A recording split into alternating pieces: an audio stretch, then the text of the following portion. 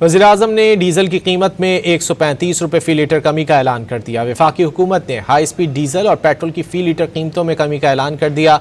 Notification जारी कर दिया गया। नोटिफिकेशन के मुताबिक हाई स्पीड डीजल 134 रुपये 81 पैसे फ़ी लीटर सस्ता, जबकि पेट्रोल की कीमत में 11 रुपये 83 पैसे फ़ी लीटर की कमी कर दी गई।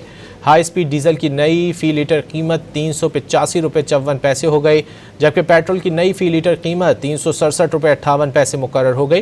पेट्रोलियम मसनूआत की नई कीमतों का इतलाक आज रात 12 बजे से हो गया है। में फिल फॉर 135 रुपये फी लीटर की कमी का ऐलान करता हूं।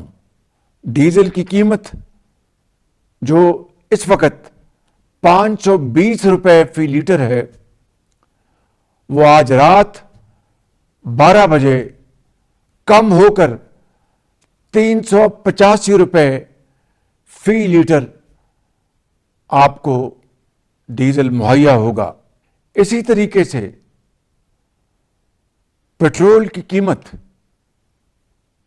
जिसमें मैंने पिछले हफ्ते 80 रुपये फी लीटर कमी का ऐलान किया था, उसमें आज मजीद 12 रुपये कमी का ऐलान कर रहा हूं।